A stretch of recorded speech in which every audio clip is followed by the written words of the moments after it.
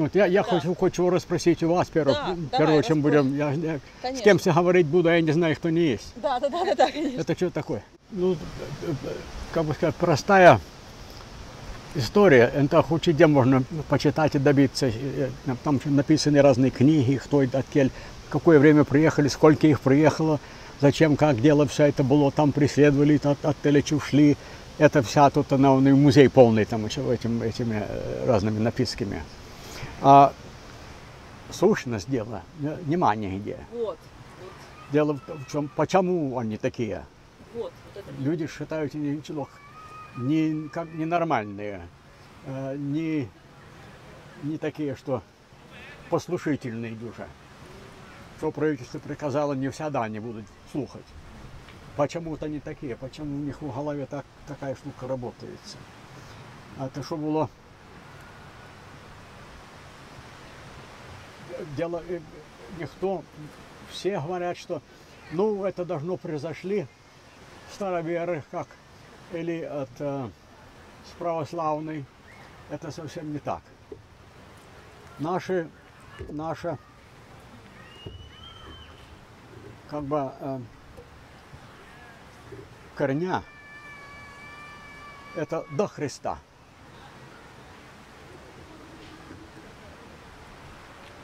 Христианство, если так покопаться чуток, выросло из Египта. Это она не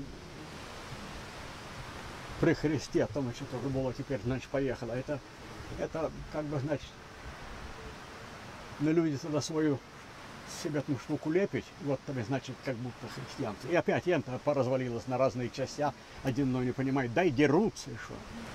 Убивают один, но за какие-то понимания эти разные. У нас этого нема. Наша вера, я вот стараюсь добиться до этого, корня этих, раскопать. Это будет до Христа. Были эсени, были группа такая, при Христе. Есени, это как литература, говорит, ах, они такие верующие были, пацифисты. Но это неправда. Они пацифисты были, когда в себе жили, значит, между собой хорошо, когда пойдут и поехать на другое место, они свои сначала брали. И с ними не шути. Я даже не слышала. Вот так. Такие енты осенние называются. Другая группа называется тоже. Они из Нижнего Египта вышли на верхние суды. И у них колонии были вот эти Dead Sea Scrolls, эти все разные, и Кумрун, и все эти разные были. Это эсения в сущности.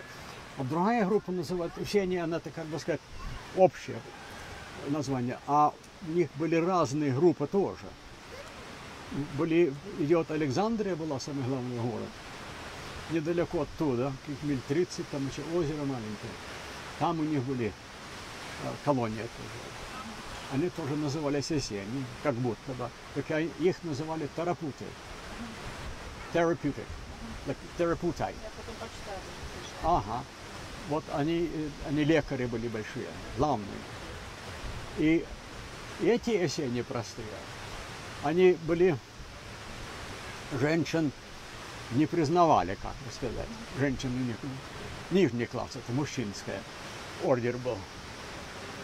А терапуты приглашали женщин вместе свои, и умоления были вместе, они как вместе жили.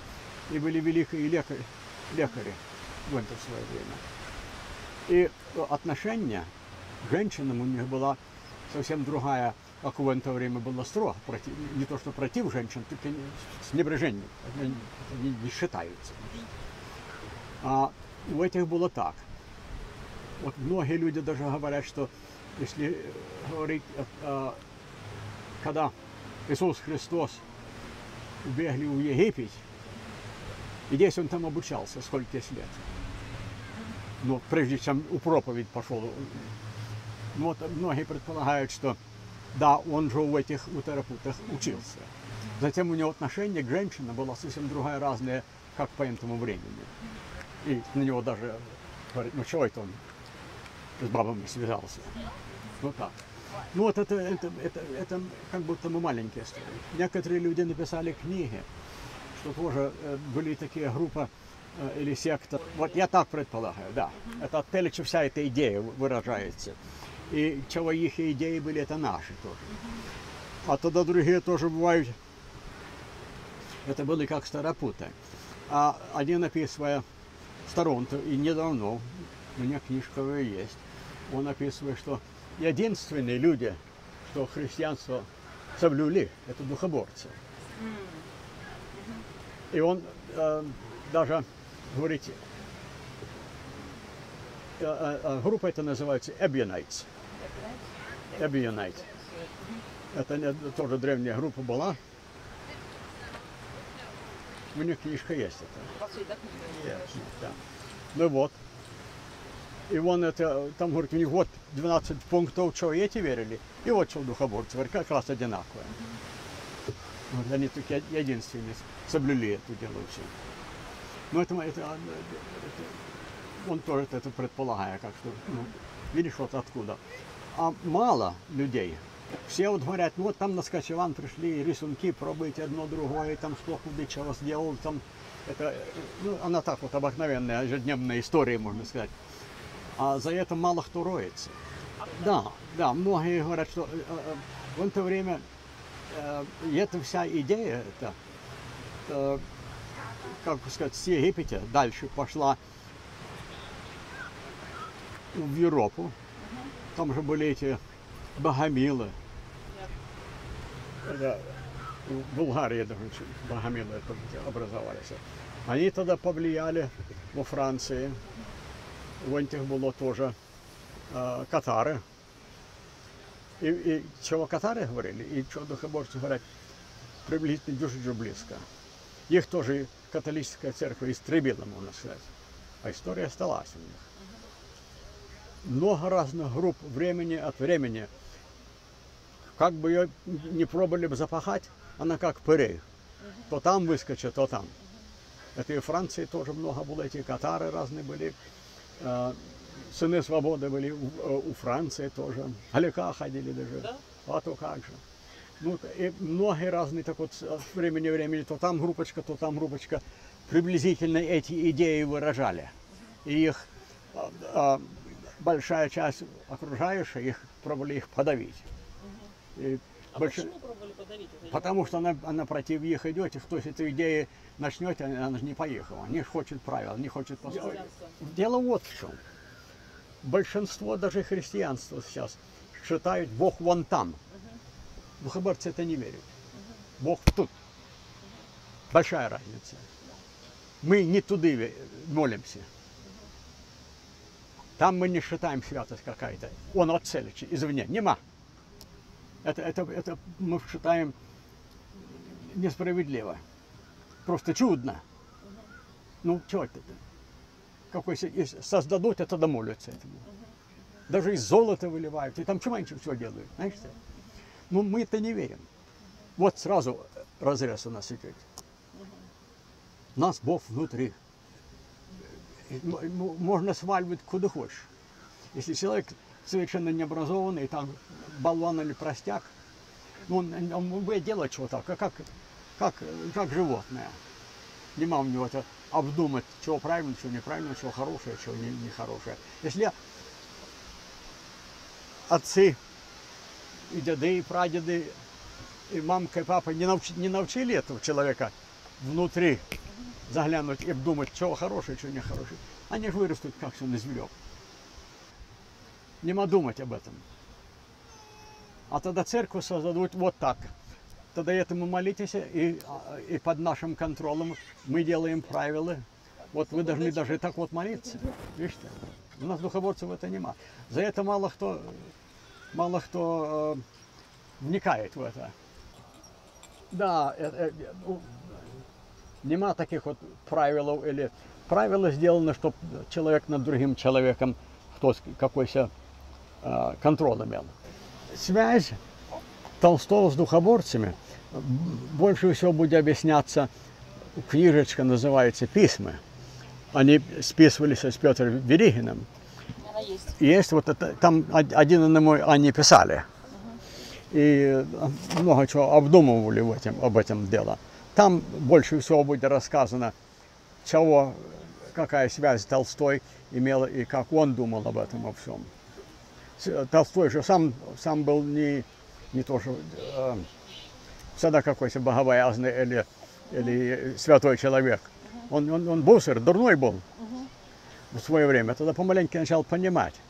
И вот в чем его величество показывается. Толстовские колонии, вы слышали о них в России? Были? А то как? Они в Англии много было, и скрозь много Но было. это же от духоборов, это все одна суть или нет? Нет, это свое дело в Толстовцы них. и духоборы это разные? Разные. Потому что толстовские колонии, они были вегетарианцы, они сами... Ага, приблизительно много чего близкого местно такого было, а это не совсем другая история. Ага. А многие толстовцы, как вот, например, Бодянский, такие, а Бодянский был революционер, можно сказать, анархист. И он в Канаде духоборцам как будто бы помогал кое-чем. Много скандалов наделал тоже. Он имел доступ, чтобы помогать духоборцам с правительством как чего, а там сам подкручивал телок. Он же анархист был. И много скандалов наделал между пониманием между духоборцев и канадское правительство в это время. Бодянский был. Они же его выгнали с Англии. Он тогда он затоптал теточки, кто там посеял часов. Это, говорит, это все чепуха. Затоптал их какой-то соседу. Ну, это что это? Он бессовестный был. Из духоборов кто-то остался, то есть основная часть уехала до революции, правильно? То есть революция, но все равно какая-то часть осталась внутри Российской империи. Земля общая, как бы общее пользование, жизнь коммунная. То есть основная идея очень похожая на коммунистическую. Да. Затем духоборцев так сразу не преследовали, потому что она как-то близко достаточно была.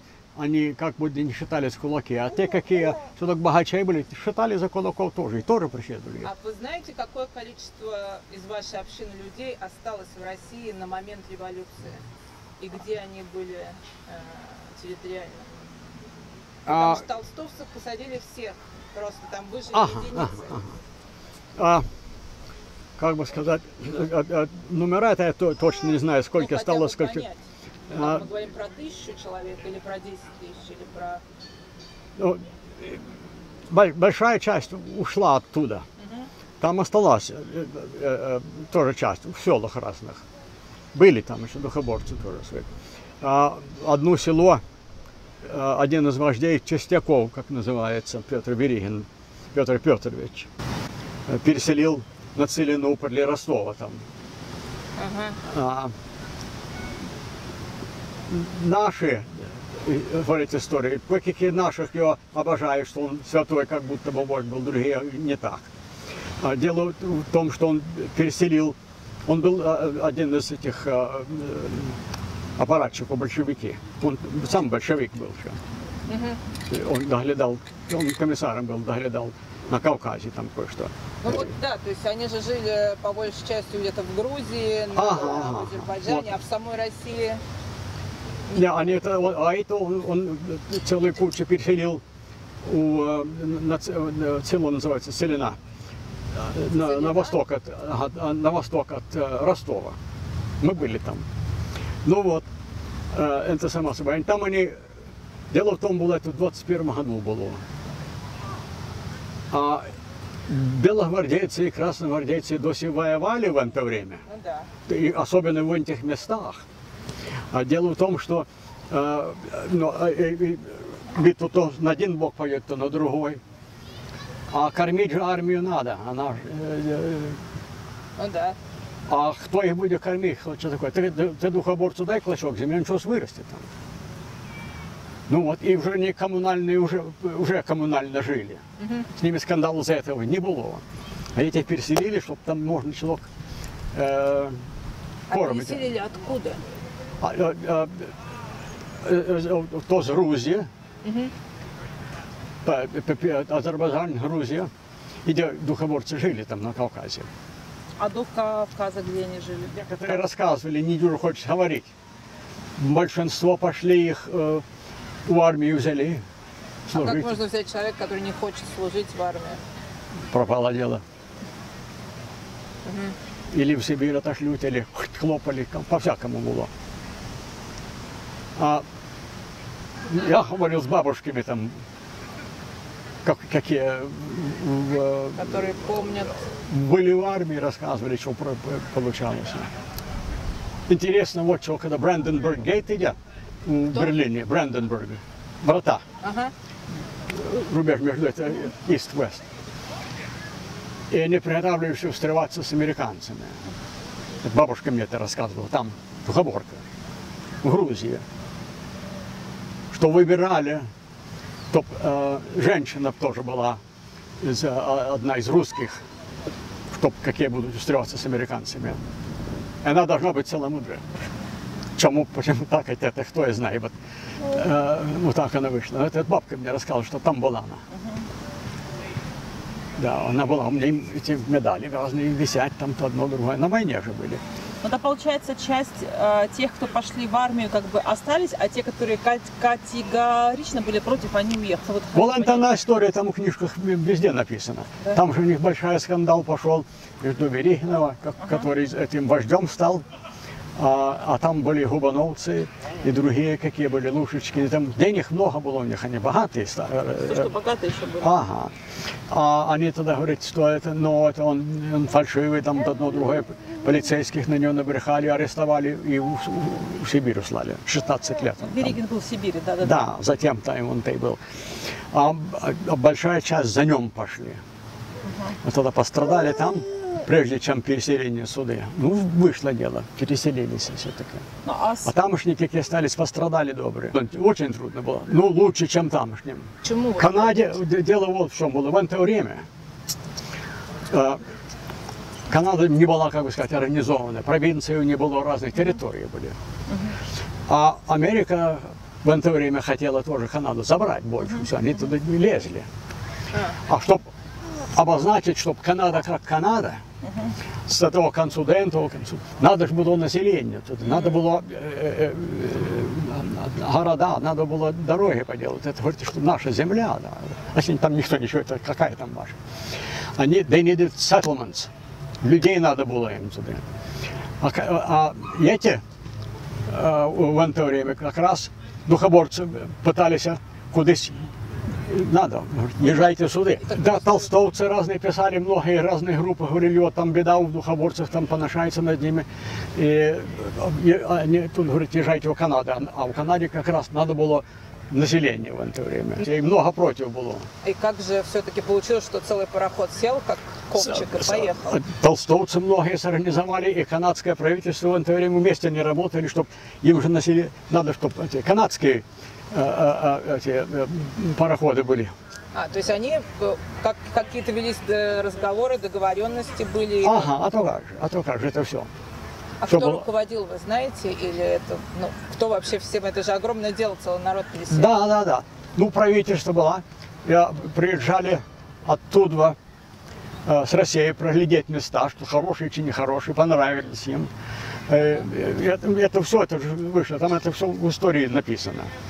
Как это дело было, что такое, какие договоры были. В это время договоры были, что духоборцам дали повинность, чтобы не служить в армии. В Канаде? В Канаде, да. Это было важным моментом, да? А то как же. Это было. И земля, чтобы они жили вместе сообща. Дело вот в чем. Ты это мало кто услышишь. Канадское правительство, американское правительство, канадское правительство и британское правительство были так напужены коммунизмом, что хочет коммунист, Коминтерн и все коммунисты хотят перебрать все наше. А эти зашли, славянское, видишь ты, и коммунально живут, и не хочет даже законом тут не признавают никакие, ничего дальше. Они черти нас хотят перебрать. Мы не могем это доставить, чтобы зараза такая у нас, вот это вот и дело пошло. Мышленное, не мышленное, а и натура вся эта духоборская такая, что нам вреды большой принесет. Вот и в них и беда вся была. И Чистякова, один из их вождей, депортировать хотели, потому что он был коммунист. Чуть не вышло дело у них. Но там все равно, имею в виду, что даже когда туда уладилось дело, община тут была каких, ну, как смотря с кем заговоришь, 11 или 14 миллионов долларов стоимости было в это время, это, в эти деньги, сейчас это страшные деньги были. Они, большую часть у Манитобы, в Саскачеване, в Альберте, в Колумбии были, фабрики свои были. Все дальше свое было. Британскую Потому что они сказали, там землю вы должны по частности брать. Вот и присягу должны царю дать. Царь был в это время. Кинг Джордж. Британский царь. А наш Канада. Это туда. Они говорят, вы должны, как остальные все, как будто гражданин должен подданность дать. Это. Но если подданность должен защищать надо, мы не будем. Тогда брать. А в Британской Колумбии не надо было давать присягу? Купленные. А, вы купили Это грант был им, как будто дадено всем населенцам. И на таких условиях. Они его сменили, обманули духоборцев. А эти-то духоборцы тут, они тогда куплены, там присягу никакой не надо. Это была самая большая миграция. А сколько вообще примерно людей переехало? 8 тысяч. Или больше даже, может. Скажите, а если это так, значит, вот, или фамилии могут быть любые? Любые. То есть, как бы просто какие-то русские фамилии, и вы знаете, ну, по лицам, что вот человек, он... Да, вот, например, вот Берегины, это они более как бы вожди были, какие родня, самым главным человеком там управляли общиной. Ну, то есть по фамилии Духобора нельзя сказать, что это человек из Духобора. Это просто русская фамилия. Вот я Федорова. Могут быть Федоровы Духоборы или... Могут быть, хоть какие могут быть. Да?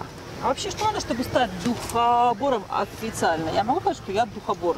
Никто тебе не может сказать, что вот теперь еще Алла, теперь еще считается и сертификат тебе. Живи, будь как человек, вот тебе все и надо. Тоже верно. То есть это как бы это все-таки больше образ жизни получается. Образ жизни, да. Чем... Нема у нас таких этих писаниях у золотых книг, там чего-то такое, это все чепуха. Им канадское правительство надо было в это время, они доси были страшно испуженные, как и сейчас, они коммунистическая история не хочет. Ну, а эти русские, русского происхождения, все почти, можно сказать, коммунисты, да пропасть их возьми, они так их считают, боятся все. И хочет, что по-своему, тогда не хочет, чтобы мы их обучали, чтобы они стали как мы. Ну, вот тут самое вся это дело было. Покорить, сломать, чтобы они были как мы. Как вы считаете, сломали они все-таки? Нет. Я там был. Когда меня брал полицейский, я на него в глаза глянул, говорю, я никогда вы пробуете меня сделать, чтобы как вы, а я никогда этого не буду. Так вы-то, а ваши внуки? Внуки тоже. Они понимают. Подождите, а как это происходило? То есть вышел какой-то, ну, это же не может быть, вот вышел какой-то указ, правильно? Канада решила, что вот из этой общины эти люди не могут сами воспитывать детей, мы будем этих детей забирать. Да. Какой был резон официальный? Потому что дети не ходят. Они закон провели, что детей надо обучать в школы, бла-бла-бла. И вот, а эти не хотят. Были разговоры, мы будем говорить, да, по-английски, так это тогда 2-3 дня в неделю по-английски, тогда по-русски будем свои школы преподавать. Но никакие ничего не хочет. Мы будем делать, как мы вам прикажем, и все. И, собственно, поселения приходили, и как вот сидит семья, я не знаю, там, где мне просто сложно это представить, как вы понимаете, это современному человеку это представить дико и невозможно. Вот сидит семья, там, не знаю, за столом, отец, мать, дети, заходят полицейские, забирают детей, или как это, сажают в машину, увозят в интернат? Они как раз это тоже делали, как вот с духоборцами, с нашими туземцами, индейцы. Ну да, с индейцами. Это они тоже схватывали. В 60-х вот годах недавно было, что схватывали, крали детей. Перед индейцами канадское правительство извинилось. И сейчас как бы... Да извинилось, а майндсет, как они думают и как все это будет, и до сих там сидеть. Это приливай досі там. И что было в интернате? Там были какие-то общие группы? Это была школа, домой отпускали, с родителями разрешали видеться? Ну, разрешали визит, приедут 2 раза в месяц. Родители могут? Ага, 2 раза на час. А если человек там нашкодил кто-либо, тогда нема визит. А религиозное было обучение? Да, не, они не хотели, чтобы мы по-своему говорили даже. То есть это была английская школа, а ну, тогда же была религия интегрирована в школу, правильно? Их там, да. В это время, прежде каждый раз, как класс начинается, они из Евангелия читали. Это было принято, как будто бы. Там разницы им не было. Там, если... И у вас также было, да? Вот в школу, мы в эту школу ходили вместе с детьми. Надо было сидеть, слушать это все. А спали где? В общих каких-то комнатах, как в интернате? Ну, спали дети все вместе? Да, вот, ага, дорматорий было как. Dormitory. Ага. А если ребенок плачет, не хочет, не может, не знаю, из какого возраста забирали детей? Они не должны, вот, причина была обучить их. Ну, Школьные, тогда, школьного возраста. От 6 или 7 до 15. Это как бы закон у них был. А раньше это убрали. Жена моя, вот, ее взяли, налет был большой, взяли, ей 5 лет было. Ох, и что она делала? Да, ну что ты будешь делать? Там тогда старшие такие, другие, один за одном доглядали, помогали, ну как она?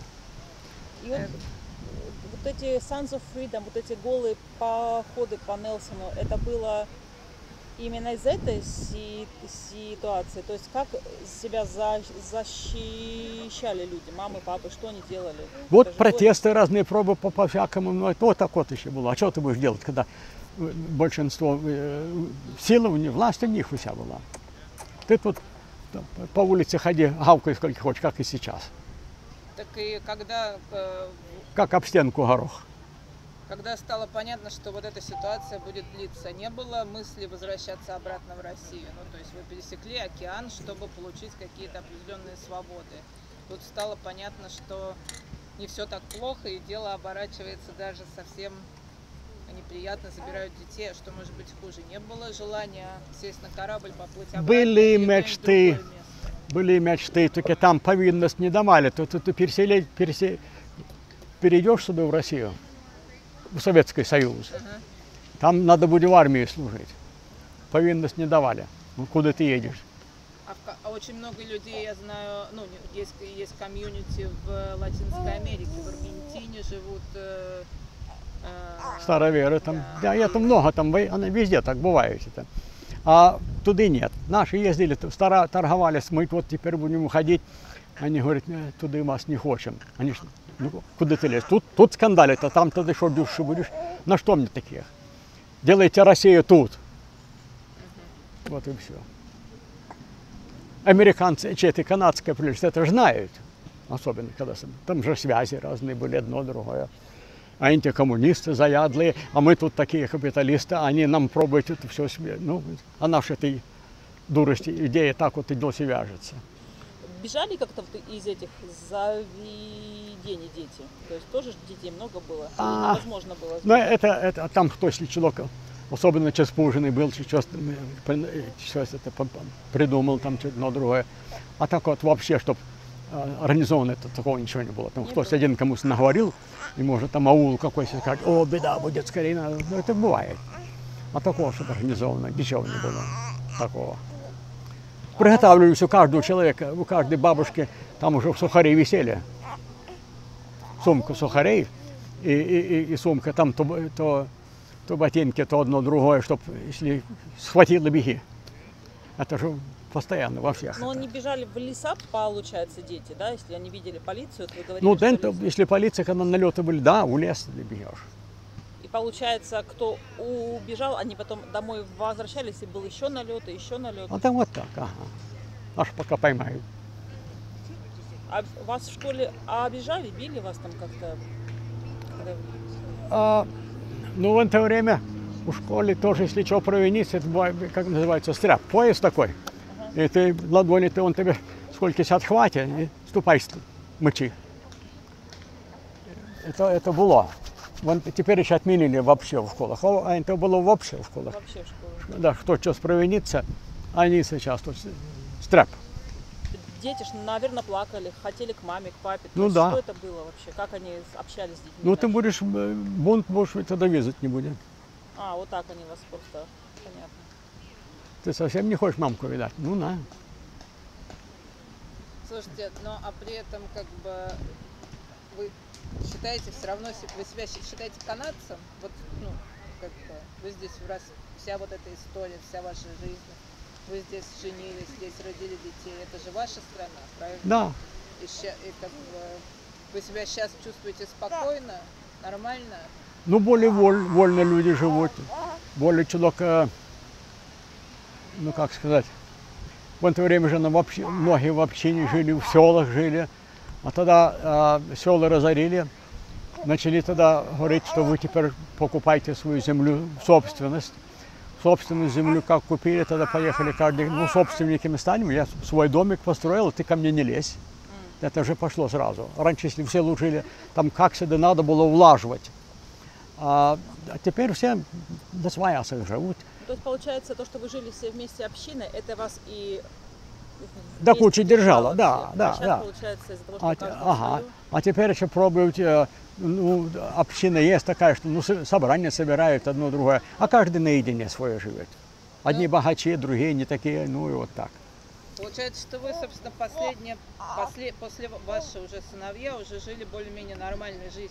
На них, слава богу, никаких уже ни гонений, ни от государства ничего им уже... То есть вы последнее поколение, которое как-то было потрепано. Ага, они все начали ходить в школу, и правила их, никто не протестует, ничего. Ну, то они тебе тогда оставляют в покое. Это, ну, то, что называется интеграцией, правильно? Как будто бы, да. Началась. Ага. А браки все-таки внутри общины происходят? Ну вот сейчас поколение, не знаю, ваших сыновей и дочерей, они все-таки женятся внутри вашей общины или уже По-всякому. По-всякому, да? А как вы на это смотрите? Нехай интегрируются, как вот у меня, я отец, у нас 5 детей, и у меня разницы нема, если он индус, негр, или японец, или какой бы добрый, честный, person needs to be kind, и рассудливый человек. Если бусерный или какая-то дура попалась, ну тогда глядишь, ну что-то, хоть какая, если духоборческое происхождение, полудуры какие-то бывают, не дай бог на таких жениться. Ну, это во всякой, это везде, человек. А если это добрый человек, совесть есть, чем больше мы впутлялись, как бы сказать, в интеграцию в их образ жизни, тем больше мы начали терять свою внутренность. Начали тогда жить, что я хочу как они. И это вот чем. И там забаву разного рода. Там же тысячи их. И даже не только это, даже политика тогда.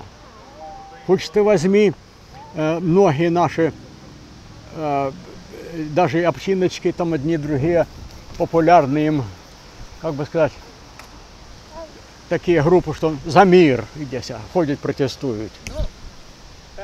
Это нам, как будто духоборцам, помыслить, это как по-нашему, как будто бы.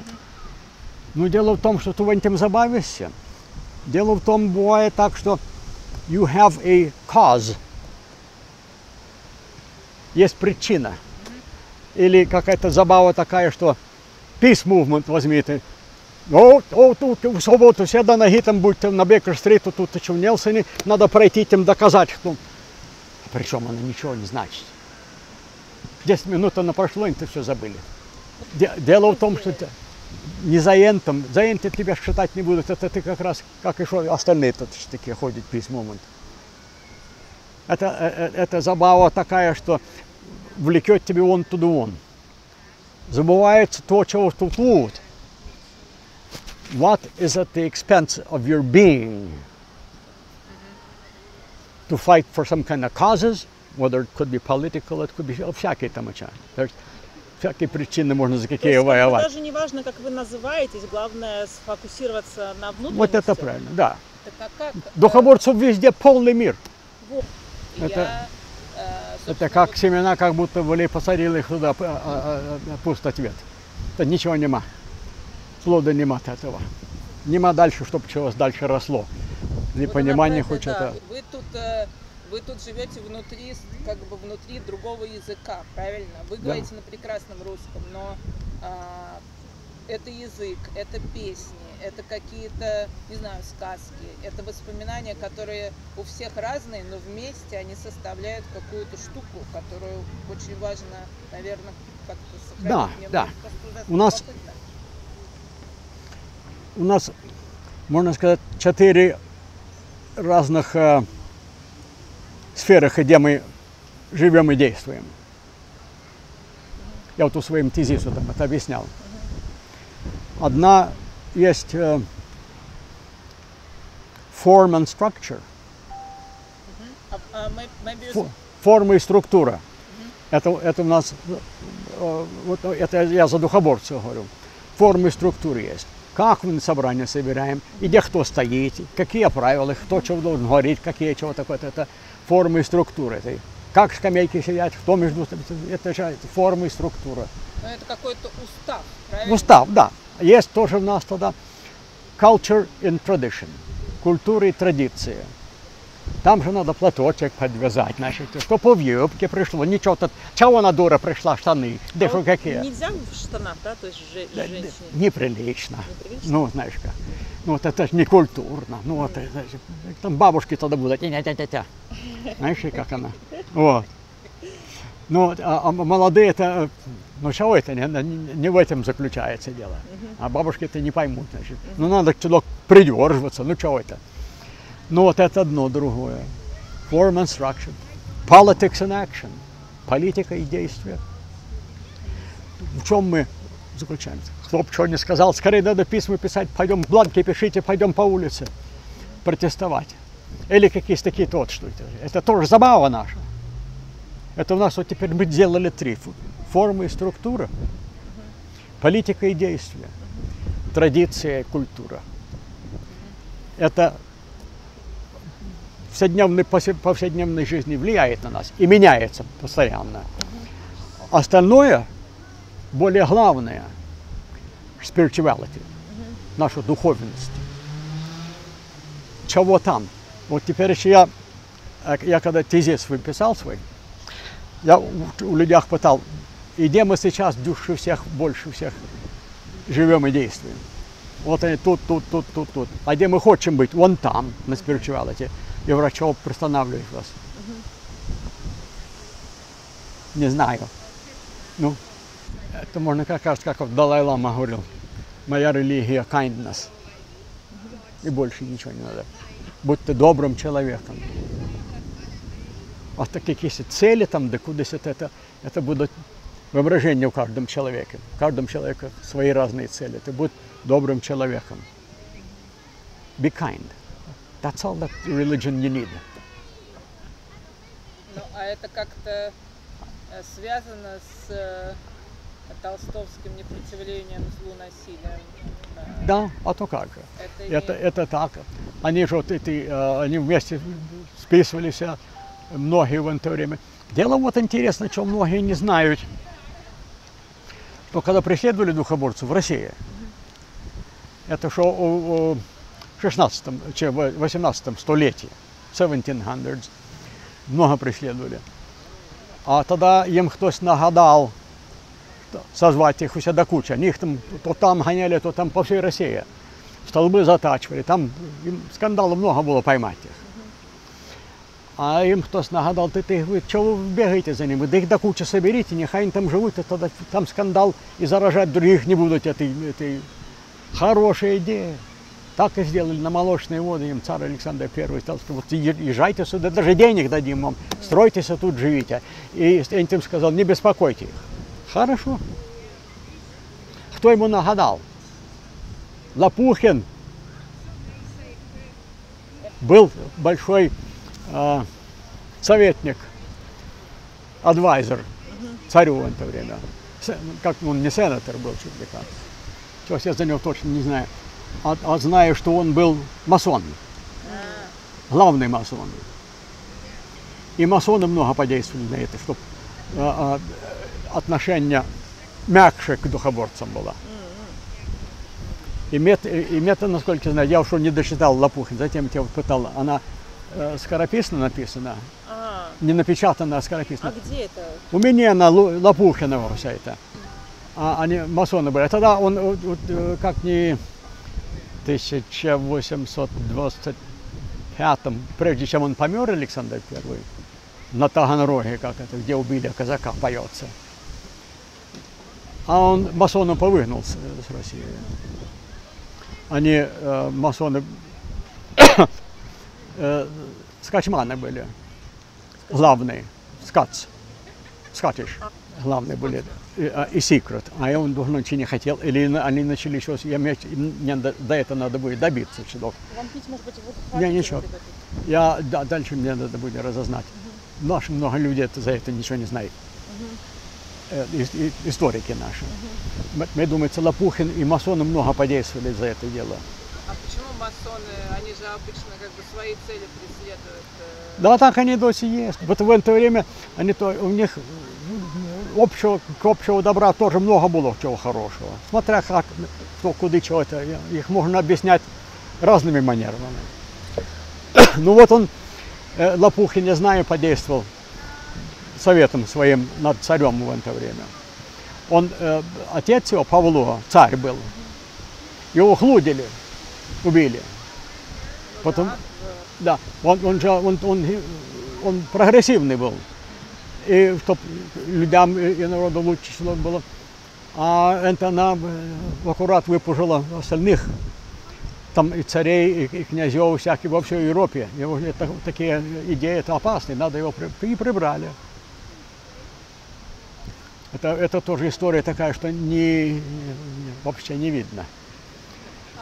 Так помогнуть каким можно способом, чтобы было там. И одновременно поглядеть, как, посмотреть, как они, не только как они таки переселялись.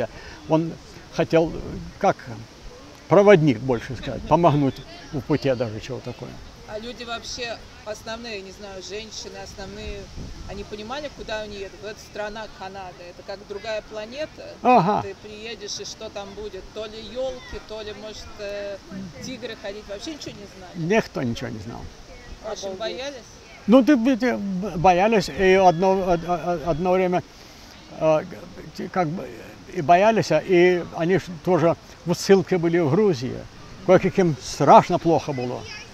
А Грузия же хорошая земля. Нет, там... Не, они в ссылке были. Они им не... Они на Кавказе, с Грузии, вот где веселые были, их поразогнали, эту большую партию. И разным формалям в Грузии там, нате, вот, делайте, что хочешь с ним. Есть хорошие, добрые люди были, взяли их, помогали их кормить, им есть что было есть, а другие поношались над ними. Им там не сладко было. А это поэтому в музее бурка лежит? Я вчера в музее была, там эти грузинские, белая бурка и черная бурка, это оттуда? Ага, это больше всего оттуда. А почему там верблюжьи сидельные сумки? Camel bags. In the museum there are 2 camel bags. Ага. Why? Там, многие нас были там в Азербайджане, в Дагестане. Это же местно тоже было, туда-сюда ездили, много чего подобрали, какие там жили. Да, страшно было. Ну, дело в том, что теперь страшные перемены в это время были. Чего въедем на обетованные земли, там должно, может, будет лучше, чем тут. Это ваш был, соответственно, дед и прадед? Кто был на этом?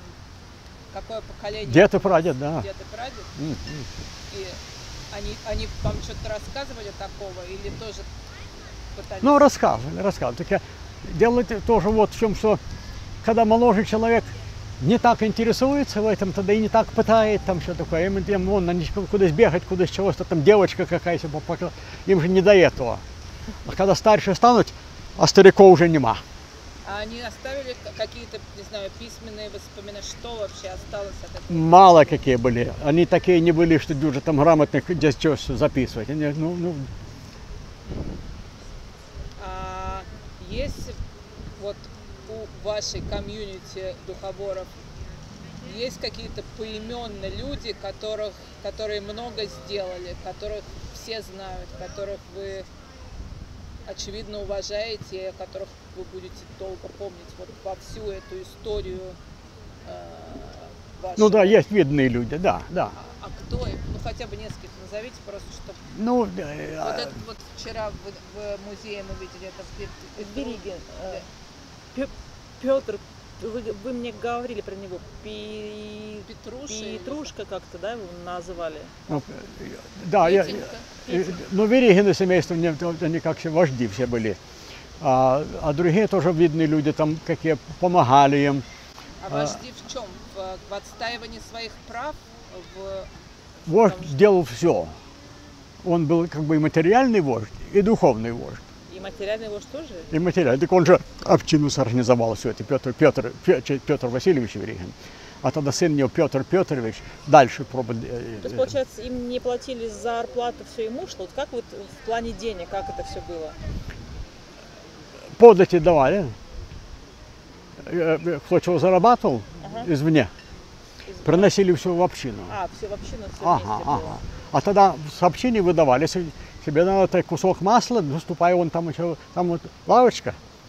Ступай, возьми, тебе там очередь твою дадут, вот статуя, сколько вот за это вот или за это, сколько. То есть там. Вообще это была прям сильно община, то есть у тебя не было своих денег не было, да, то есть все вместе жили? Мало чего, если было малочка, чего было, все в общее складу все было.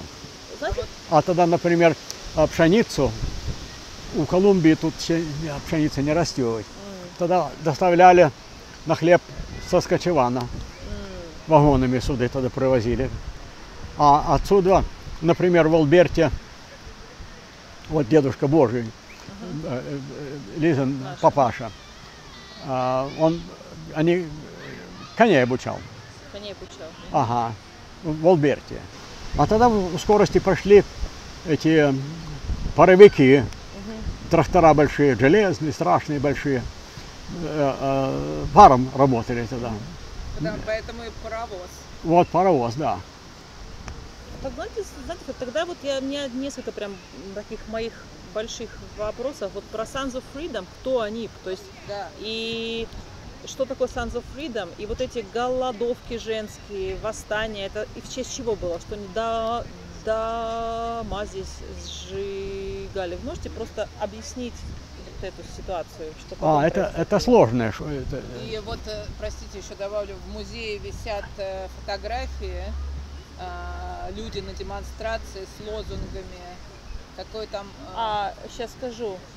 Духоборцы, сыны свободы, не коррупции, то есть... Не могут быть рабами тления. Не могут, да. Вот что это. это значит? Я не понимаю. Ну, а если духоборец, ты человек свободный, как можно сказать, в себе.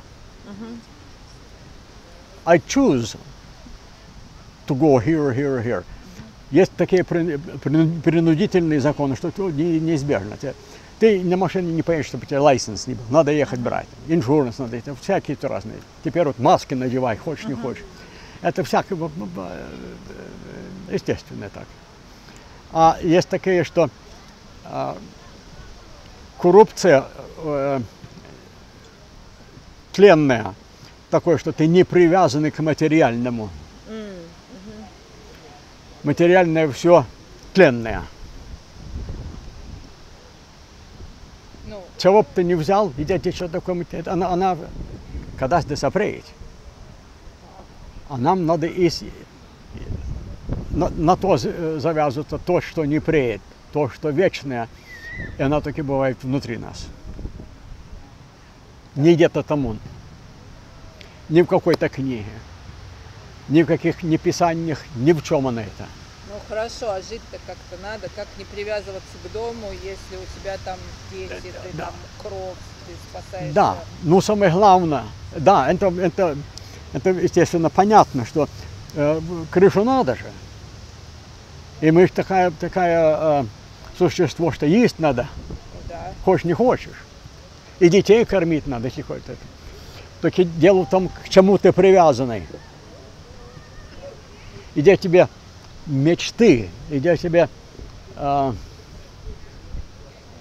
ну как сказать. Это называется, куда ты устремляешься душой. Да, вот так. Но против чего протесты при этом? При этом мы все устремляемся, мы все чего-то делаем, но мы не можем, ну, как бы в православии, я так понимаю, те, кто хочет от мирского уйти, они уходят в монастырь, правильно? Да, это, Они да. все мирское оставляют и уходят. У вас этого нет. Но почему там фотографии протестов? Как можно протестовать против своего дома? Какой смысл? Ну, как будто показываешь и проявляешь, что ты не привязан к материальному. Это одно, значит. Ну, она... Ну, давайте с другой стороны зайдите, то есть, с которой вам удобнее, просто объясните этот концепт. Человеку, который с ним не знаком, сложно понять. Ага. Много чего было, что духоборцев привязывали материальному. Хочет в общину, или хочет ты теперь должен землю купить и ты и подданцу давать. А мы лучше уйдем. Ну, как бы сказать, есть у каждой группы такие, что они, ах, ничего там делают, что хочет. А есть такие, что скажут, ну, это важно, мы за это не постоим. То есть получается, что сыны свободы это были настоящие духоборы, Больше, чем остальные. Больше, чем остальные. Ага. А вот то, что женщины голодали, то, что вы к ним ездили, проявление чего? То есть для чего женщины голодали? Чегось протестовали. И здесь чего протестовали. Но это все из-за детей тех, и то, что они деток отбирали, или это другая Но история? и другие разные причины были у них. Там то, что не так, где что получилось, что протестовали. Логично. И вот этим способом протестовали они. Но это довольно сильный способ для пуританского государства, когда в город входят голые люди. Как бы. Ага. Это очень сильно как бы удар. Это внутри духоборов люди тоже были недовольны, потому что это как группа, ну, как внутри, скажем, революционеров были такие самые активные, которые считали, что надо бомбы кидать. Да. А были такие, которые считали, что нужно политически решать проблемы. Да, правильно? да. И, Ну, и в каждой группе такие же есть. Это же.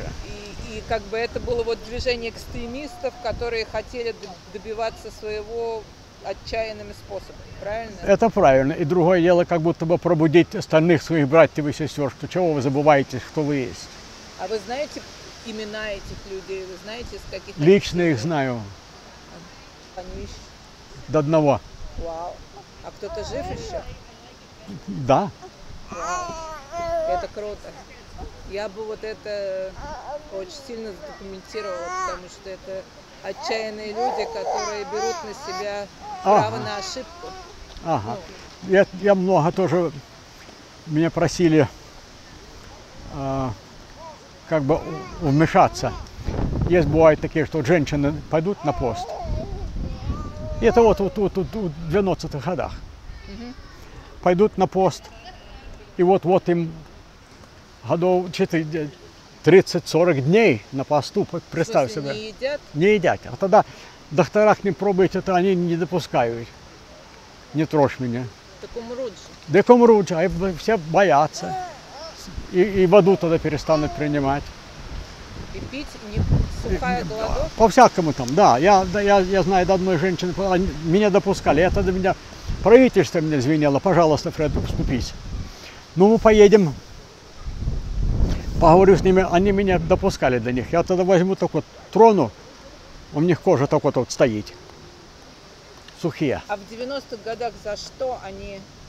Чогось там, я точно причину не знаю, чогось протестовали.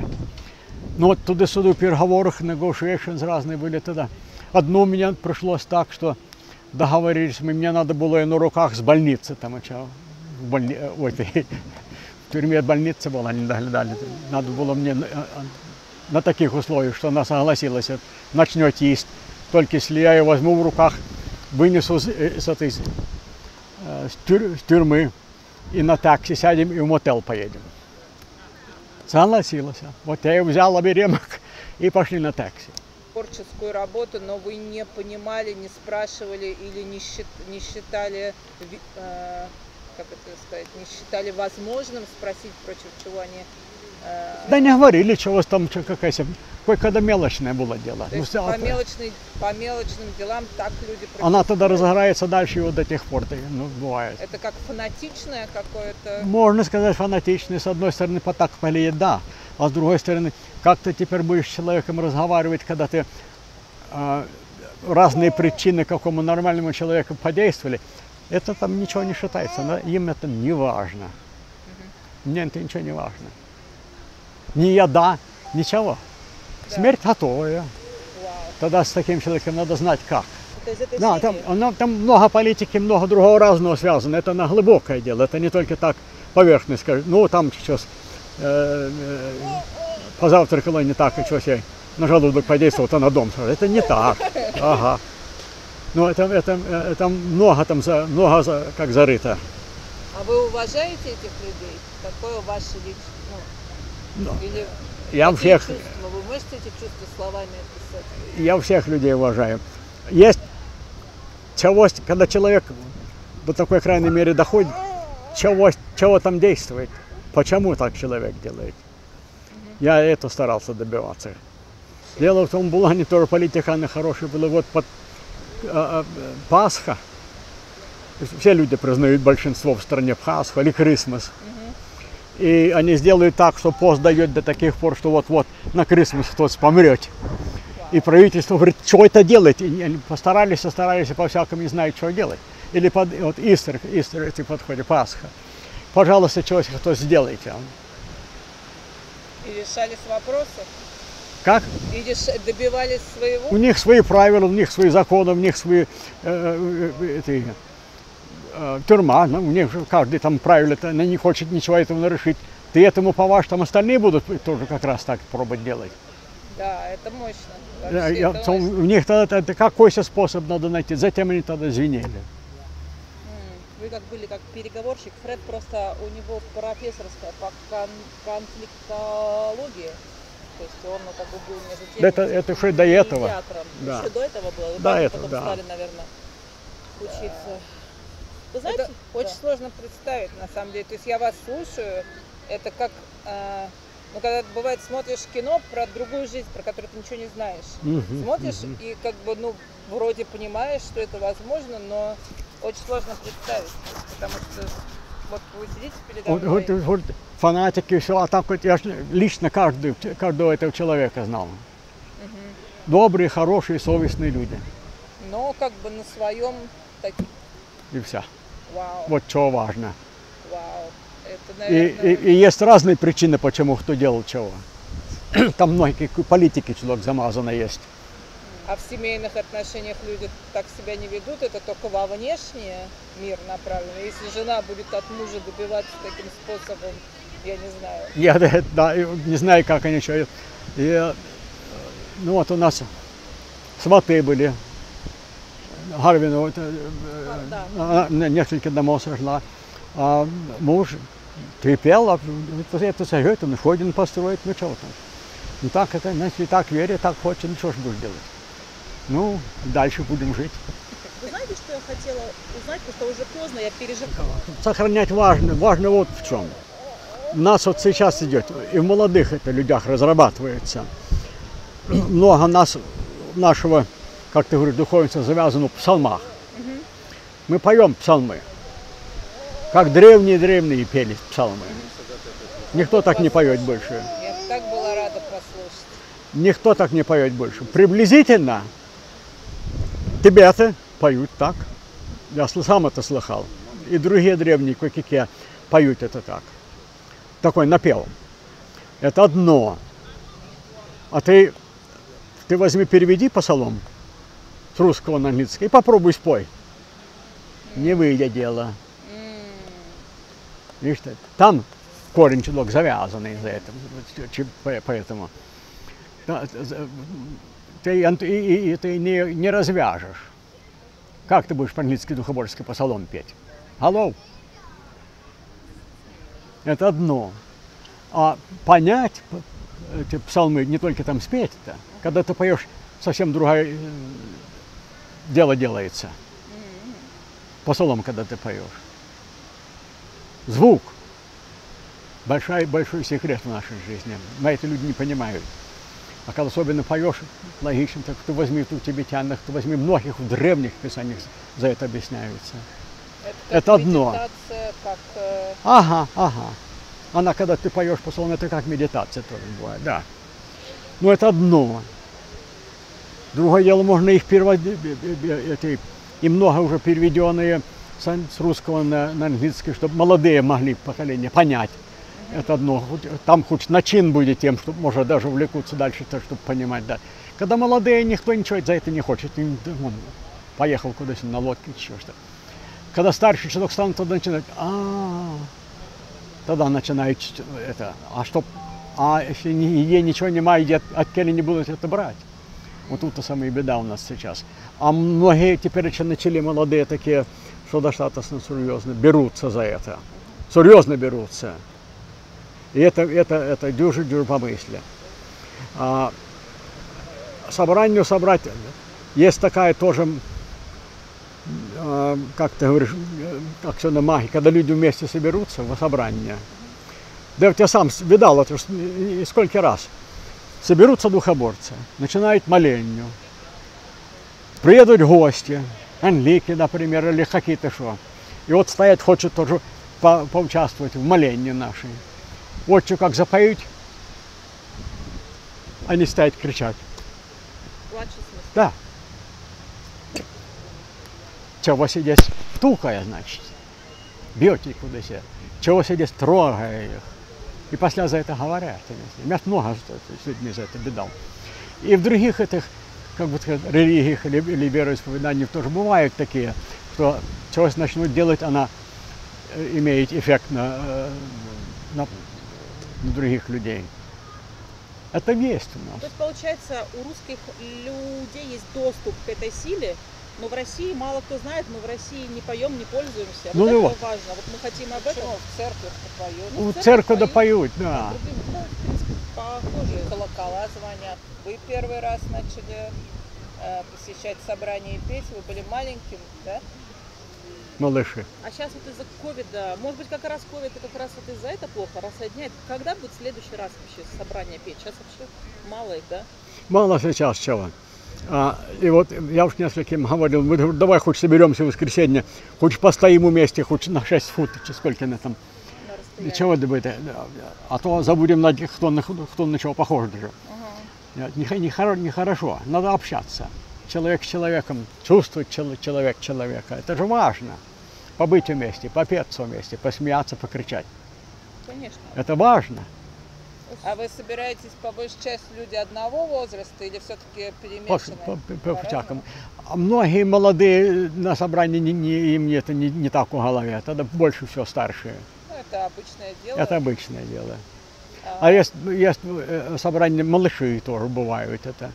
Слушайте, у меня еще два маленьких вопроса, чтобы просто не сожрать все ваше время. Мне в музее вчера сказали, что в школах местных есть чуть-чуть русского языка, что преподают что-то на русском, да? Ага.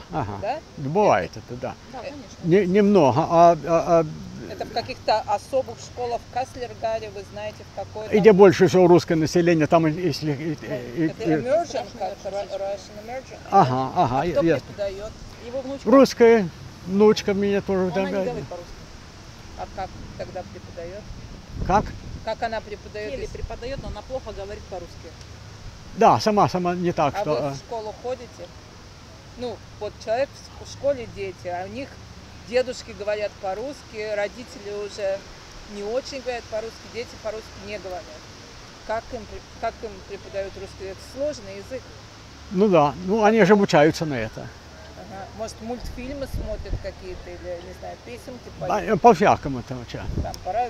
Вы не ходите в школу? Но она... А чего? Она что мне там делает? Не знаю, с детьми поговорить, в виде Деда Мороза прийти. Да, это можно было. К примеру, то есть вот как бы вы сняли или написали что-то, чтобы услышал мир, это очень важная история. Как вы думаете? Да, они все озабочены о своем много в чем. Им не до нас, можно сказать. Знаешь ты как?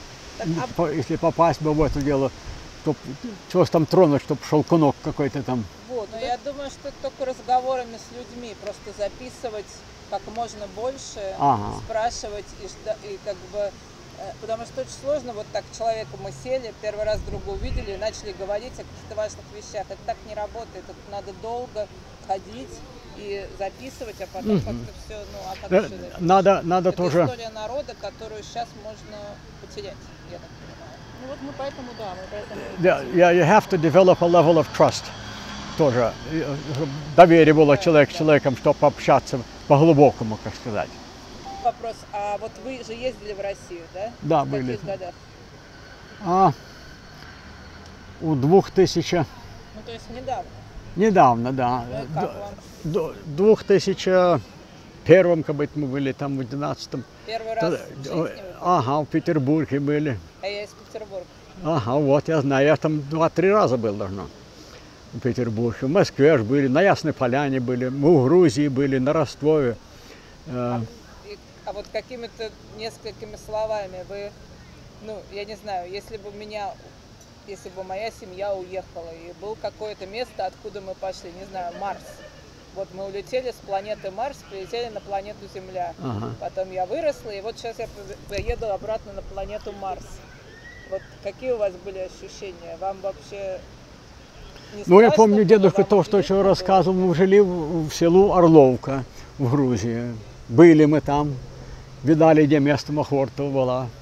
А какое у вас от людей ощущение? Вот не от тех, кто с вами, не те люди, которые с вами работали, которые были ваши проводники, а вот просто люди, вот.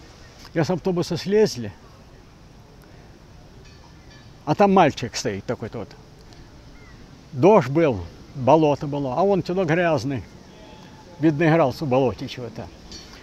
Я подошел, говорю, а вас как звать? Он говорит, Вася Деминов. Такой браненький я. Ну, дома. Чувствовал себя как, сегодня домой Нормально? приехал. То есть не было, не знаю, каких-то неприятных. Ну, многие интересные мнения там были. Вот, например, один, я вам историю расскажу, одну маленькую. Мы были у одного дедушки. Он был одно время там, что когда колхозы были, он каким-то управителем главным был, одно другое. И вот мы только разговаривали с ним, а он говорит, вот за духоборцев, что уехали в Канаду. Они там кое-какие предполагают, что это, говорит, духоборцы наши поехали туда за долларом гнаться.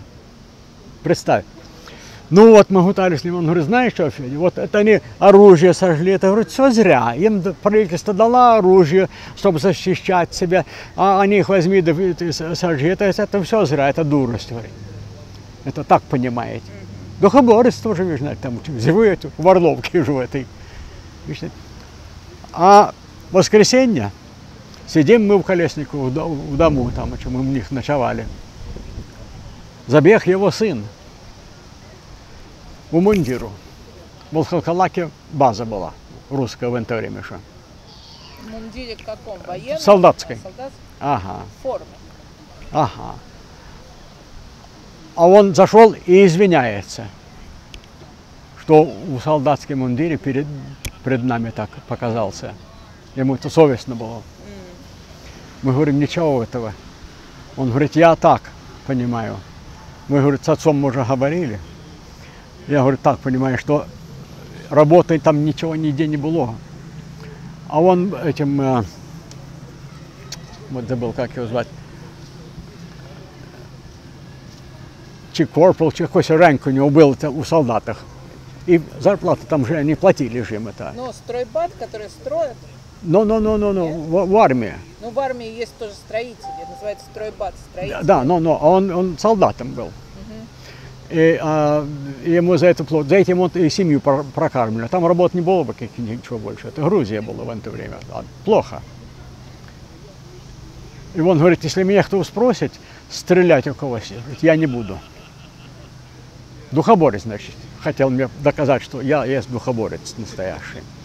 А наш не только такие, что ушли, и так думали, да и до тех пор тоже было уже, что отказывали, пацифисты были. Многие говорят, вот у 1885 году, когда это оружие сожгли, до этих пор Матвей Лебедев, как считается самый главный, один первых духоборцев, отказался, поклал ружье, говорит, я не буду больше с вами. Его там почти засекли. Он переехал в Канаду, пережил все, переехал там у него на кладбище, на Соскочеване есть там, где он похороненный. До этого, в 1886 году, на молочных водах 6 духоборцы пришли и сказали, что мы больше убивать не будем. Они их на двор вытащили, хлоп, хлоп, хлоп, хлоп, хлоп, 6 штук. Это первые были. Духоборцы-пацифисты старались быть как можно в обстоятельствах каких, чтобы не убивать человека. Так и эти были. И до сих это есть. Если человек не убивай. Вот она, эта идея давно тянется. Я-то считаю, Россия это что чудок держится. Большинство самых главных американцев, это из худших политиков в мире. А духоборы вообще голосуют? Вы в политической жизни Канады участвуете? Не голосовали, и даже в них голос был отобран одновременно, чтобы они не могли действовать на политику. Это в каких годах? Это вот да, у 40-х чуть ли как, у 30-х, может, даже. Они не хотели, даже наших туземцев тут, индейцы, не позволяли голосовать. А сейчас? Да, должно как до 68-го года даже, вот так. А сейчас? Теперь можно. Надо ум утешить. Ум утешить. Как его утешить? А это практику надо. Первое всех надо познать, что мы не ум свой. Наш ум нас запутляет в аккурат. Там понаделает нам что можно, так и чего. И будет keep busy work. Ум нас будет вот возьми. Каждого тут ворочает такой ум. У них затем вот монахи, да эти вот разные такие, они могут сесть и в тишине себе. Это вот медитация, как ты хочешь. Люди разные по-разному. Утешить себя до тех пор, чтобы ум свой не надо слушать. Есть у нас интеллигенция разного сорта. У нас умственная интеллигенция, у нас сердцевая интеллигенция. Большинство, или, как бы сказать, самое главное место наше действия как человек, это сердце наше. А ум наш старается нам говорить, что я бас, я управляю вами всем дальше. А чувство наше вернее, чем наш разум, чем ум наш, чувство наше. Мы можем чуять. Сразу человека чуем. А тогда пробуем определять, чи он хороший, чи нехороший, чи левша, чи правша, чи какой он там. То есть надо верить этому первому ощущению? Первому, да. Редко ошибается. Ум постоянно ошибается. Он нас заведет в кусты, куда хочешь. А этому вы считаете, нужно учиться или это дар природный? Как, смотря, вырастали, как что считается за важное. Учиться тоже об этом надо. Так, первое, об этом надо знать, что да, такое положение. А если за это положение ты не знаешь, как же ты будешь учиться? Но мы-то известны, где выросли, в коммунистической стране. Ну, во-первых, всех надо познать, что да, такое положение, и вот как нам можно быть. Сейчас мы живем в уме своем, и ум наш действует, нами действует. А надо знать, что да другая есть. Если прислухиваться хочешь, утешить ум наш, постараться, это тогда, а утешить как его? Чувствами. Мы тут чуем, а тут думаем.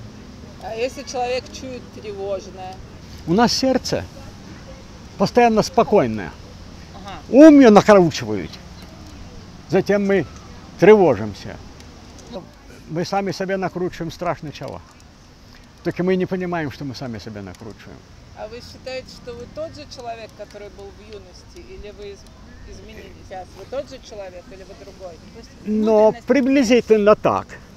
Только я за это знал, вот бабушки, дедушки говорили, как за этим, как жить, как быть человеком добрым, хорошим, совестным человеком быть. Что они не имели такие объяснения, как вот ум или сердце, или связь этому. Теперь вот научные за это много чего рассказывают и говорят нам.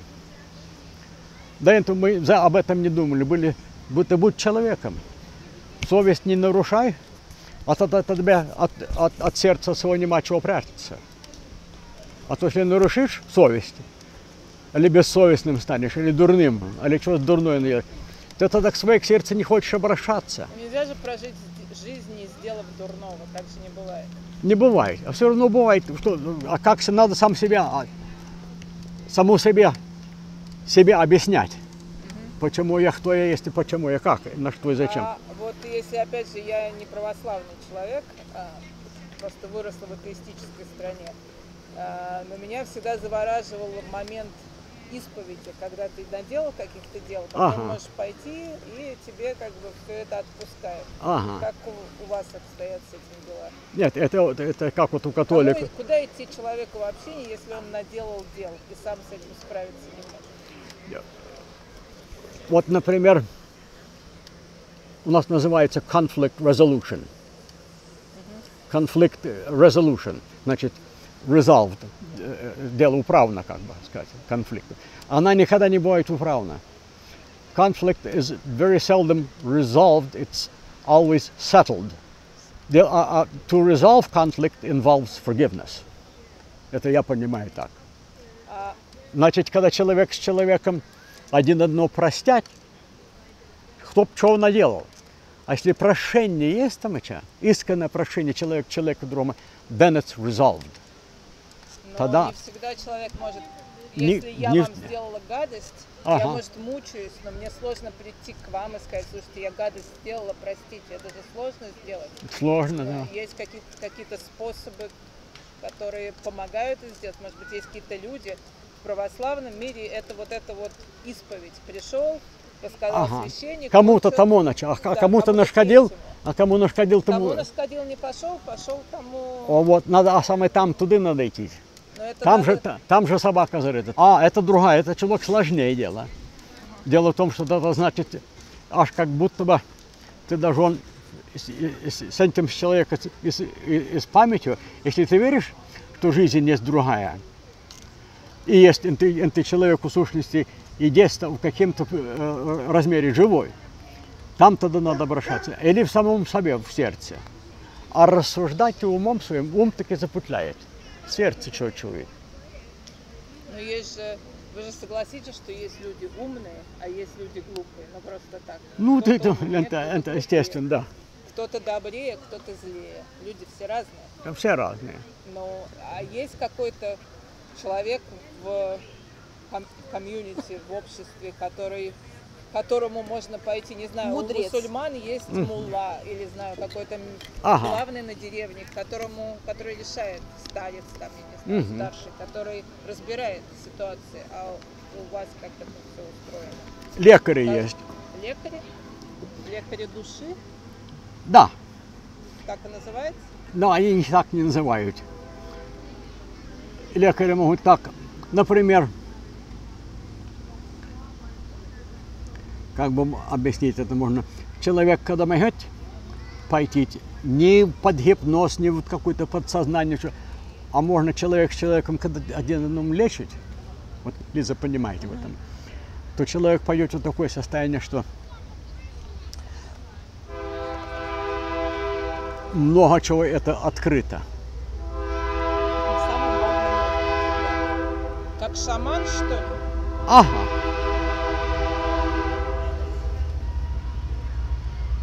Ну, шаман общается напрямую. Сейчас не пройдем. Это знак, Canadian что Pacific. мы туда дошли. Ага. Сейчас они пройдут. Сейчас не пройдет. Сейчас не пройдет.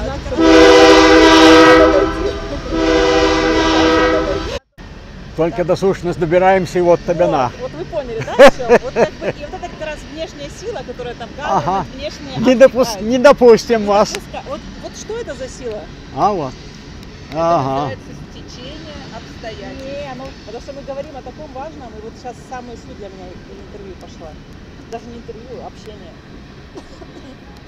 Ну, просто я свои вопросы задаю, потому что я знаю, что хорошо, когда есть к кому прийти. Наверное, очень большое облегчение можно получить. Я его никогда не испытывала. Когда ты сделал что-то плохое, пришел, рассказал, и это плохое как бы с помощью каких-то, оно ушло. И, да? и то большая помощь бывает. Вот у католиков тоже католиков исповедь тоже, да. тоже как раз такая же. А, Ты мне там заплати сколько, что ты скажи. еще, да, индульгенция. Ага, так За это денежки. как же. Точно. Есть такие, что, ну, они не хвастаются, что я вот так вот могу, видишь ты? Просто все знают. Нет, А как? это не такое, что вот скорость рассказываю, что о, я вот так могу. Это не бывает. Это Нигде всё- так не бывает. Это все тайна. Такие, большинство людей за это ничего не понимает и не хочет знать. Им это не важно. Так если ты не знаешь, А если куда как вот идти. Алла говорит, она бывает время, и как раз точное время как раз бывает, когда если человеку это надо, обстоятельства покажутся такие, что на тебе. Если ты не, if you can't recognize the moment, тут надо тогда знать. Бывают обстоятельства в жизни, что их сразу надо познать. Вот как вот эта машина проехала. Вот Ты сразу хлоп, ага. А другой человек, да, это так, машина проехала и все. Просто часто такое бывает. А ее надо чуять. Ты же не чувство, да. ум мне это не объяснить. Не могу это объяснить. Ну, так она просто необъяснимая. себе много чего придумать. Как? Ну, а это чует сразу, и она сразу... А у меня тело все. Так вот, Но мы, Так и получается, надо- почувствовали с вами. надо момент ты как раз учуять. Это не только что... Ну, чему я знаю, там чи было, чи не было. Мы добиваемся до дела тут теперь. Вот я, Вот прям- это примерчик как раз. я вас прям срубил тут разговор, этот поезд. И вот так как она есть, так и есть. И веришь, что это самый лучший вариант твой. За кого замуж выходить надо? Умом это опять не обхватишь. Ты сам себе не объяснишь, мне уж сам себе страшно обмануть. Ну, я понимаю. Чем? Вот тут. Но есть же, допустим, сердце- страсть, есть Как? passion, and you feel, и у тебя ощущение, что ты любишь человека, а это просто passion, это просто от головы. Как понять, что ты любишь? Дело опять уходит на том, что надо ум упокоить. Нам он нужен. Даже нас, как ты говоришь, ум наш, он двойной. И правая часть, и левая часть. И они действуют по-разному. Вот, например, ты возьми, они исследования делали. И наш ум, мозги издают электрику. Она достаточно далеко. И человек человека чует, если не заглушен. Ну, например, скажи, от 6 до 8 фут электрика наша действует. Сердце до 100 фут могете. До 100 фут, окей. Ага. Тогда они говорят, ну а чего, кто кому рассказывает? Ум сердца или сердце уму? Я поняла. Поняли? Сердце больше объема. Не только это, мы этим же и один чуем. Они это сделали тогда, картинки разные представили, флеш. И to gauge the reaction. И несколько секунд, до полусекунды, сердце всегда быстрее поймет и сигнал дает у мозги, не туда. большинство наученных чувствует, что это ум нам говорит, что сердце что делает. А у вас сколько детей и внуков? 5 детей, 20, должно 19 внучат. Сколько? И, Вот еще один. и 3 правнука. Не, у вас больше правнуков. Уже Дуня родила. Да, 4. 4. И 5 вот-вот будем. Еле, да. Сколько внуков? 19? Ага. И вы их всех по именам помните? Теперь надо будет записывать должно. Ага, можно. Дело в том, что годовщина, когда теперь, ну вот надо записывать. Ну да, это сегодня Теряемся. день рождения. Да. Слушайте, а сейчас понятно, каждый за себя решает сам. А раньше, 100 лет назад, родители решали, кто на ком женится, или всегда был свободный выбор? Старались, чтоб свесть как. Ну да, то есть семья как-то с семьей. Ага, ага. А когда это примерно все закончилось? Она не была так утверждена. Ну, понятно, что. Ну, как можно. А теперь еще, вот современное, ну, выбирай какой чего хочешь там. Нет, ну да. Мы, как это, на бурнаут. Устали от всего. Ага, добре. Ну, вот год у меня гартатак был. Очень тяжелый. Открывали, да? А, открывали, ага. Там вот идет Ростов, он же Мока, там Калмыкия. Да. Там живут калмыки. Да, у нас. У нас среди духоборцев калмыковые. А это тибеты. Тибетский буддизм. Не индусский. Они разные. Они разные, конечно. Ага, Ваджраяна. Ну вот, эта инфлюенс тоже была на духоборцев, мне говорится. Много понимания такая, приблизительно. Но вообще, когда по России едешь на машине, вот ты так думаешь, Россия, там живут русские. Ты отъезжаешь от Москвы, проезжаешь, собственно, Ростовскую область, и дальше начинается. Там Россия, собственно, русские, там заканчиваются. Ну вот ты возьми у наших духоборцев, особенно там этих Я проснулся, кстати. кавказских. Вот возьми, ты портрет висит, называется дуга. Как сюда, платок такой еще, кругом портрета. Ага, кругом, выше портрета такой все висит. Это тибетянский. У тибетах это есть. И в наших у духоборцах это есть. Подожди, какой платок? Он называется дуга. Дуга. Да, дуга. Он одевается сюда или он одевается сюда? Не так, она сделана специально вешать кругом или икону, или что-либо. Сверху, как Ага. да, я знаю. Так у тибетцев всегда над окнами вот так сделано. Тоже бывает, да. Ну вот и в наших это есть. Эх, ты какой, ты какой.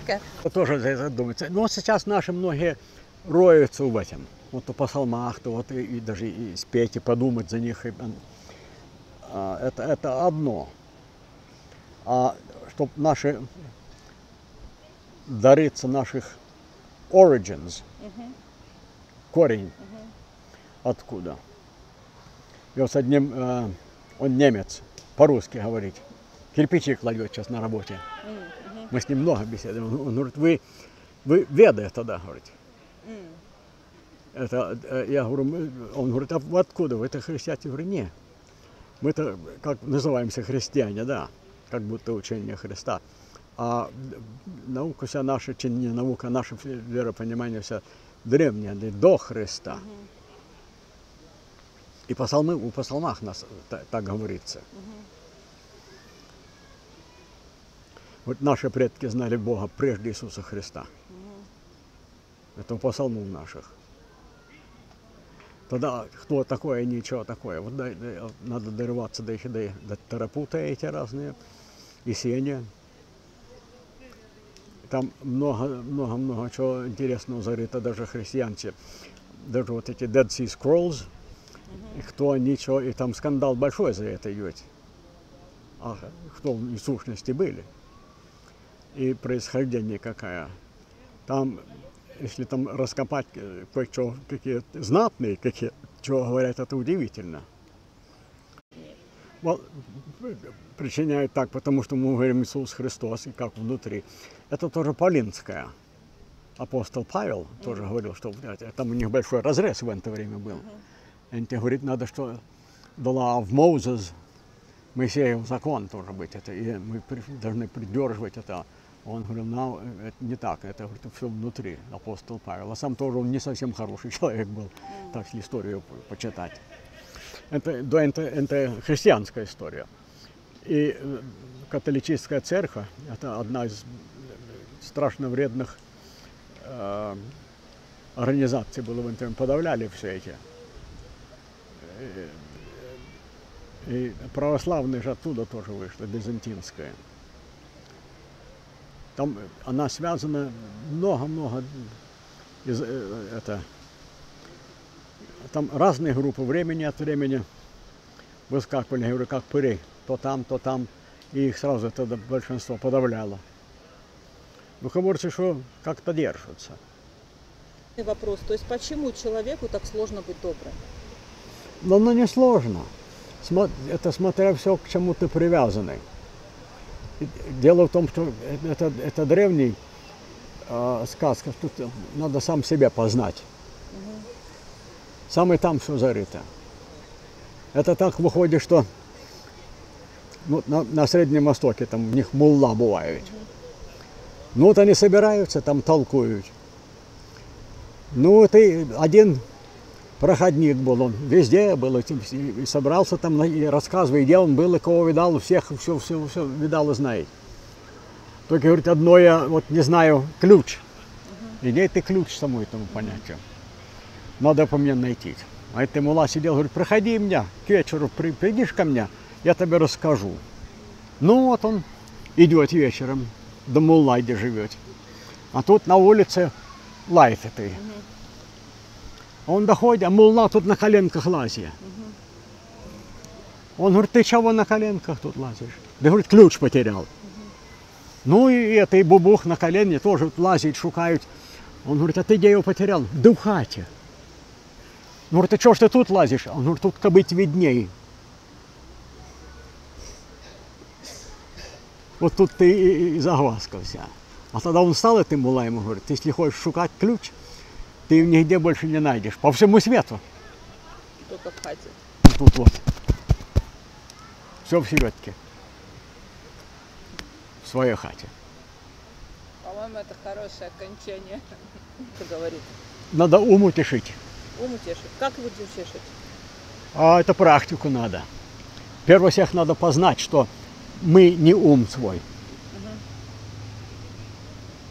Наш ум нас запутляет в аккурат. Там понаделает нам что можно, так и чего. И будет keep busy work. Ум нас будет вот тут возьми.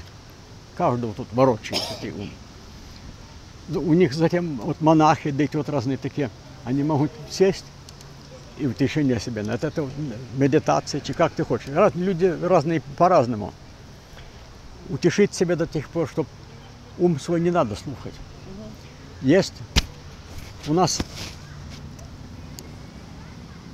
intelligences, интеллигенция разного сорта. У нас умственная интеллигенция, у нас сердцевая интеллигенция. Большинство, или, как бы сказать, профессор над этим, на шаманизмом, большую книжку написал, на меня есть. Это Мерсея Ильель, француз. И он доводит, что все шаманы по всему миру корень в Сибири. Конечно, да. А я же из Сибири тоже. Как? Я же тоже из Сибири. Да вот из Алтайской, да. Все надо. Мы с духоборцы в одно время мечтали туда перейти, в Алтай. Там очень красиво, мне там понравилось. Там как Британская Колумбия, даже в чем-то другом. Надо сказать, что тут места-то вам можно завидовать. Ага. У вас очень приятный русский, такой, как будто где-то в глубине России разговариваешь. Не петербургский, не московский, вообще совсем. А вот мы другой. были, я с университетом был вместе в Петербурге, я переводчиком был. Royal Roads University from Victoria. And they have a program about conflict. I have a master's degree in that. И из Петербурга приехали профессора. Они по всей Америке ездили, хотели сообщения с каким-то университетом, чтобы программа была. И обмена факультета были, и студенты. Все. Говорят, они там не понравились ничего Америке. И про Канаде поехали, доехали до Royal Roads University, понравились там. Как бы нам связаться? Хорошо, приезжайте. Ну, то они приехали, ну, и мне досталось с ними там побывать недели полторы. Там Викторию им показать, да и университет, и программа какая у нас есть это. Хорошо. Вы выбрали такую программу, это же люди обычно, которые, не знаю, ведут переговоры с террористами. Да. Это тогда уехали они. Тогда пишите, ты Стребков, он главный был, Саша. Ну, теперь езжайте вы, баня готова. Ну, теперь как, что такое? Ну, тогда профессор, друг мой, Крен, говорит, едем, Фред? Едем. Ну, поехали. Вот там побыли мы. Ну, вот, я в маленьком гутельчику был на Пушкина, какой-то улице маленький был, там статуя его стоит. Что такое гутельчик? Отельчик. Отельчик. Как? Отельчик маленький. Ага, отельчик. Ну вот пришел, она там, девушка одна, доглядает.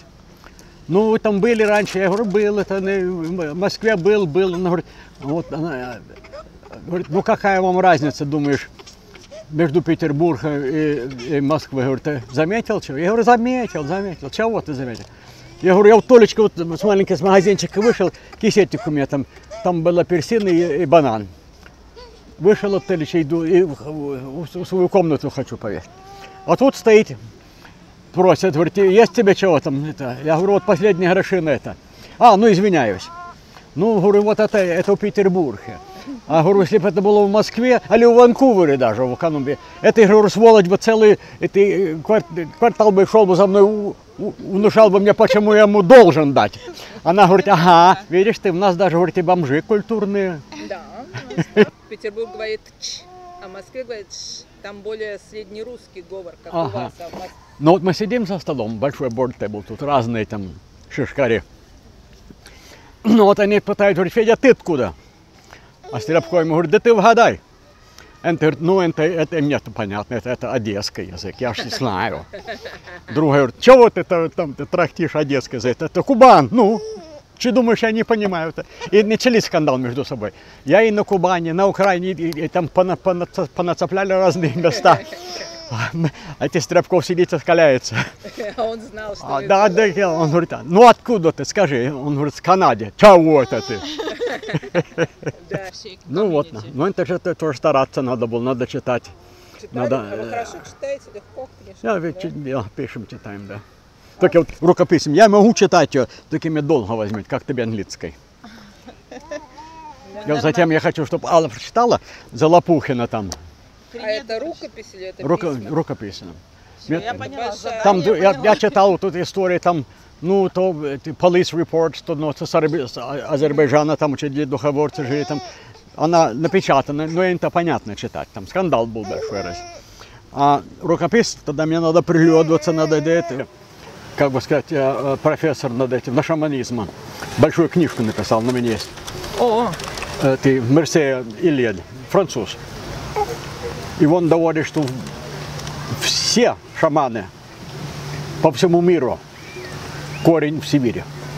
Мне интересно, что вот он в Петербурге был, а там большое здание, дом книг, какая-то Да, называется. дом книги, да. Ну, я вижу, а мне пристрастие на Успенского, Петр Демьянович. Вы не слыхали, может, с Гурчева этих последователей, учитель тоже. С Петербурга. Ну, уже идея, тут можно, тут что-то. Зашел, тут глядел, там даже не было. Не, ну просто это они сейчас... не слыхали, не знаю, поразило. Я чуть не сел на улицу. Иду, Невский проспект, главная улица Петербурга. Эй, подумайте. Иду, а тут открытка, и что этим сайн. light. Second hand. Так, да. Ах, ви туди, вашу мать. Спрятали кудись вон в задней улице Чешумена. Это бессовестно так. Ну, чего это не поделали? Удивительно. Я прям чуть ли не закричал. Они говорят, ну, пойдем на ланч. Ага. Я на них полез. Я говорю, что такое? Да ланч. Я говорю, что такое? Я говорю, эх вы. Я говорю, я третье поколение в Канаде. И мы не Ходим на обед. Нет, не обед. Мы чуть дискутили. Ланчевка. Хоть чуть да по-своему. Он тут сидел, говорит, ну пойдем на ланчевку. Я говорю, на ланчевку я пойду. Марков. А почему, кстати, я никогда не знала, почему в конце 2F ставится? Я много раз видела. Когда приехали сюда, мы были Махортов. Махортов. Какой сальницкий дурак записал Махортав. Ага. А И почему так и осталось. 2F? Почему в конце? Аф. Ну так, Почему? так болван какой-то сидел, записывал, так ему представилось, и вот тебе на. Руку пожать. Хорошо. В больницу увидимся.